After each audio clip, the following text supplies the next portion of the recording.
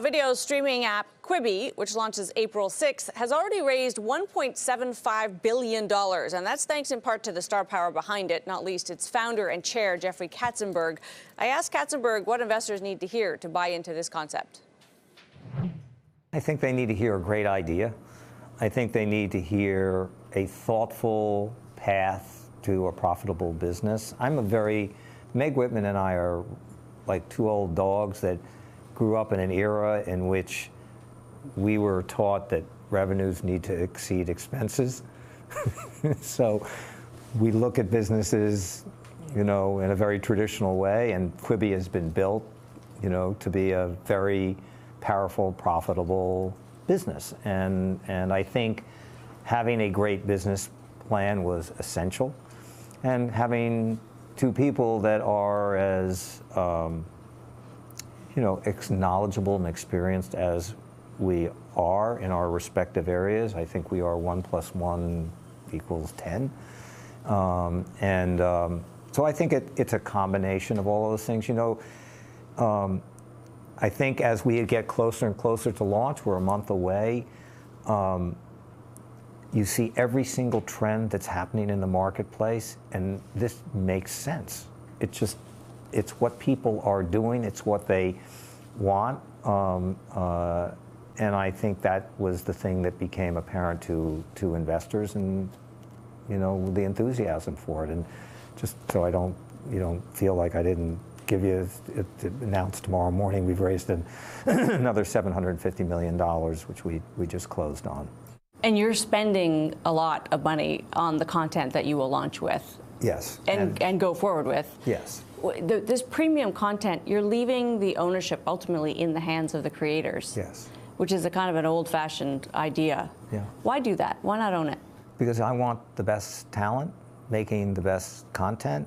And I think that's part of our promise to our customers is you ain't seen anything like this before. The world of YouTube, Facebook, Instagram, Snapchat, TikTok, what they've done is fantastic, and it's admirable. It's just very different.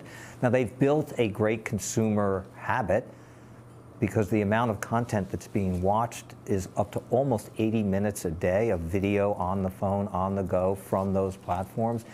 The idea that we could bring almost like what HBO brought to television when it came along in the late 80s and early 90s, when television, by the way, was at its pinnacle, at its very best.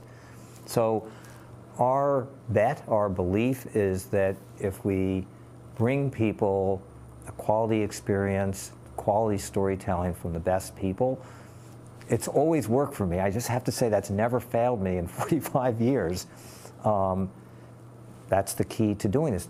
It's expensive, and you got to pay for it, and you got to give people a real rooting interest and an upside for them to take the time and make the effort. Steven Spielberg can do anything he wants. He can make a Broadway show, he can make a movie, he can make an animated show, he can make a TV. He can do anything he wants, and he's the greatest storyteller of our lifetime. He's going to do this on Quibi because there's got to be a reward for him.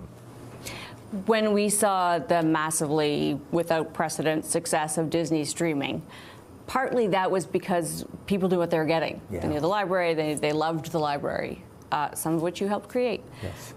This is all unknown. Right. How long do you have to wait before people say, yes, I'm going to shell out $5 for this service? Well, I think that's what we've given ourselves. That's frankly why this last fundraise that we just completed this last week was so important, is that we wanted to make sure that we have a long runway in which we have an opportunity to put this in the hands of customers, allow there to be word of mouth, to sort of let that viral thing happen.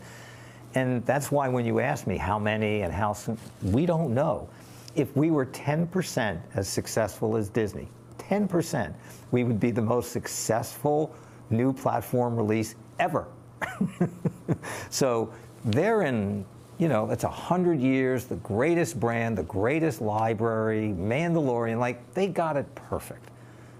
And, very encouraging, but we're not in their league, and we don't imagine ourselves to be in their league.